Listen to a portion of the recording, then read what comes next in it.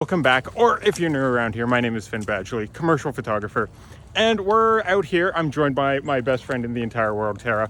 We're gonna be taking some fall photos, that kind of pumpkin spice latte vibe out in the forest. Got some nice light coming through the trees, but these aren't your regular photos. We're gonna do some regular ones on like an 85mm, but I have the most absurd, probably the cheapest super zoom that I could find. This was given to me by a friend of mine, and I was like, this is usually used for wildlife, some sports, stuff like that. And it's not used for portraits, but we're gonna use it for that. And I'll have to stand like a kilometer away, but it's fine. We're gonna see how they look. So without further ado, we're gonna get set up here.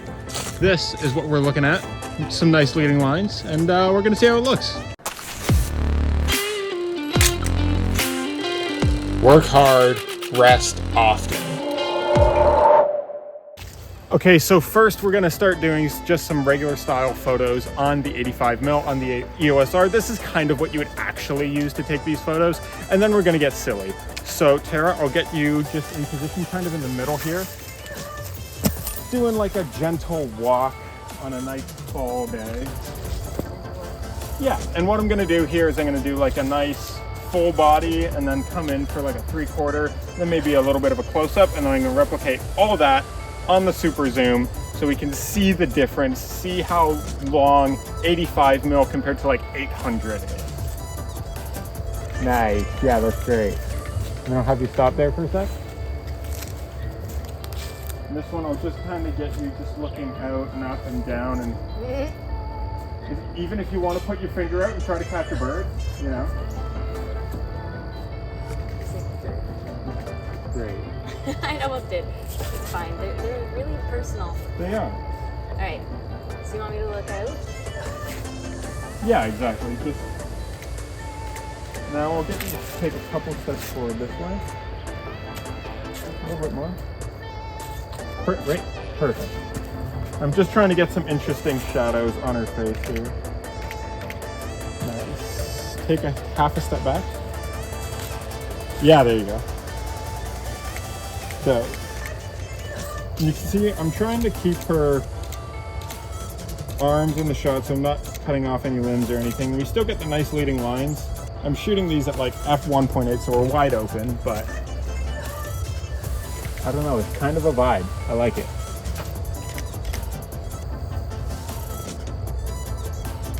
Yeah, that's perfect. And as you can tell, Tara and I have shot together a lot, so she already knows what she's doing. I barely need to say anything at this point. Okay, yeah, and we got those now, so those are in the bag. Pretty simple setup, honestly. We're using all natural light here, changing it up a little bit from my usual vibe where I usually light everything. But you know what? Playing with it a bit, we get some nice light coming through and it works really well. These turned out super great, as I expected they would. You know, an 85 setup is great for something like this. Really just about the person, great portrait style stuff, especially with a great kind of fall style fit. This is a great spot for it, but now the fun begins. All right, and this is the lens in question. This is the Uppbeat 420 to 800, and the f-stop actually closes the more you pop this guy out. So we'll start off at 420 and then work our way up. The only thing is, I think I'm gonna have to have quite a high shutter speed to be able to handhold this, because it's just gonna be silly. Now, are you getting attacked by birds still? This is more actually. What you would want to use this lens for is like sniping a bird in a tree. See, that's actually what it's meant for. I actually got that. If I tried to handhold this and take a photo, there, even at 420, you can see I'm shaking everywhere. I have to bump up my ISO a bit here. All right, I'm gonna start off like at its widest, and then you might have to take some steps back. So if I were to replicate a full body, oh man, I'm gonna have to go farther back.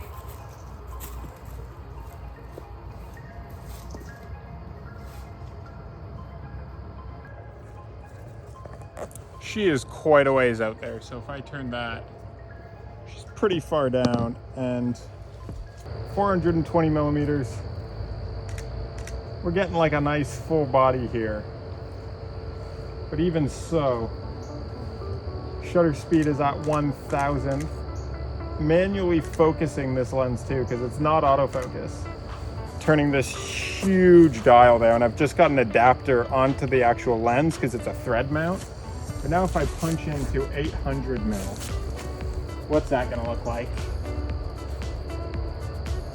And that's the 3/4 that we were talking about before. Almost. But if 420 to 800 isn't crazy enough, I actually have a 2x extender to turn this from a 420 to 800 to a 840 to 1600 millimeter lens, which is just insane. And she's gonna have to stand so far back. Like, look at her already. And we're just getting like a 3/4 here. I guarantee this is gonna be our close-up shot from here. And I'm not gonna be able to handhold this anymore and actually get a decent image. So we're definitely gonna go on a tripod for this. But this lens is actually light enough where I can just stick it on with the camera, even though it has a tripod collar. I don't really need to use it. That's always a plus. This is what you'd really use to do like a 70 to 200 to like a 140 to 400, but this is just absurd and completely overkill. All right, this is actually insane. We can see I'm all the way out here at 1600 mil, and to frame her, I'm getting like half of her body in the frame at this point. It's insane how long this is. We're getting a bit of chromatic aberration right now, but I think that's just what will happen when you use a less technically perfect lens like this and you extend it even more. You're gonna notice more of those flaws. Now, I'm basically having to yell to give her directions because she is right there. Okay, let's see how this goes. I'm trying to find you.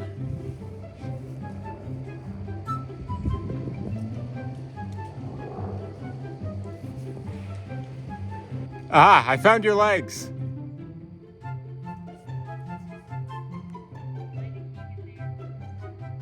Okay. And you can see if I so much as breathe on this,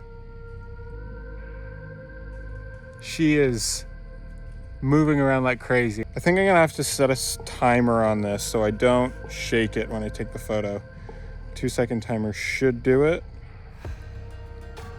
We're at 12,800 here to compensate for the stop loss based on the f-stop of this guy. You can see it's a bit softer because it's so far out. I think even at 800 mil, without the extender, it was a lot better.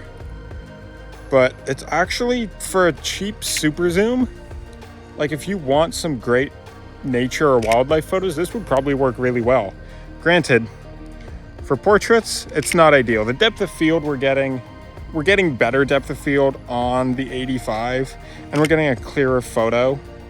So I think this is really just unnecessary, but that was the entire point of this. All right, look at how far away she is. And look how close we are on her here. Like that shouldn't make any sense, but it does. So it's great. These were the regular ones, just on the non-insane lens, right? Okay, yeah, normal. Yeah. And then right about, there's the bird. That is the shortest length. Okay. As close as you were. And then that was when you backed up more and got the full body. And then that was at that same range, but zoomed in. And then Oh my. this, I think, no, not quite. Yeah, this is when you were getting attacked by the birds way down there. Because there was like 5 of them. Yeah, but look, like... That's insane. I know. The field is fantastic though. Right?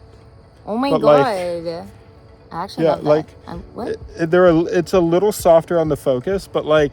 It works. It works, yeah. That actually went Birds surprisingly well, although completely unnecessary.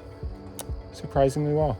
All right, so actually fun. it seems we're pleasantly surprised with how those turned out. Again, completely impractical, and like you would have to have almost a kilometer of space to actually use that. But all in all, especially if you're like a photographer looking to take wildlife or sports photos or something like that, and where you need that reach, this could actually be something that could get you started with it, rather than spending like 12 grand on one of these like proper Canon or Nikon, Fuji super zooms or anything like that. So this is just a great way that you could actually experiment, check it out. It was actually a fun time to do, and the photos turned out pretty good. Although they're not technically perfect, like, yeah, there's some chromatic aberration, they're a little out of focus, it kind of works. It gives like a hazy vibe, which I kind of like. Also, big shout out to this one here. All of her links will be down in the description down below, so make sure to check her out, as she's always posting a whole bunch of different content. She streams, and I really think you guys should check her out because I think you'd really like her stuff. And with all that said, thank you for watching. Subscribe if you haven't already. Drop a comment and let me know if you want to see more different weird gear tests like this in the future. As always, work hard, rest often, and I'll see you on the next one.